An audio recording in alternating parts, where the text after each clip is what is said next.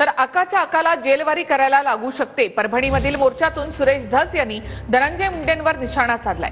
आका वाल्मिक कराडवर मुक्का लागला पाहिजे अशी मागणी सुरेश धस यांनी मोर्चामधून केली आहे। दरम्यान पुढचा नंबर आकाच्या आकाचा असू शकतो असंही सुरेश धस यांनी म्हटलंय। अरे इथं दहावीला लेकरोय, एवढे लेकर त्याचे तुमचं काय बिघडवलं होतं? फक्त एका दलित समाजाच्या पोराची बाजू घ्यायला गेला होता, बाजू घ्यायला गेला म्हणून मारता। आणि जर तो व्हिडिओ आकाला तर 100% दाखवलाच असेल संतोषच्या मारहाणीचा, पण आकाच्या आकाला दाखवला असेल आणि त्यांनी जर पाहिला असेल तर आकाच्या आका कर लो जल्दी तयारी, हम निकले हैं जेलवारी असं सुद्धा तुम्हाला करावं लागल। यांना मौका लागला पाहिजे। मौका म्हणजे माहिती आहे ना, म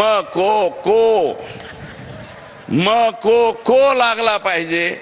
एकदा अंदर गया ना, पोलिसांनी मोका मध्ये घातला ना, 5-4 वर्ष नमस्ते लंडन, पुन्हा हे माघारी येत नाहीत।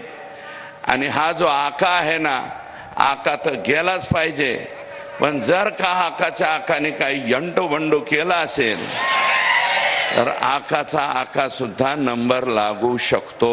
ज्यांनी आमच्या वाडवडिलांच्या आजोबा पंजोबांच्या जमिनीवर विमा भरला यांच्यावर मौका लावा, मौकाच पाहिजे, दुसरं काय नाही।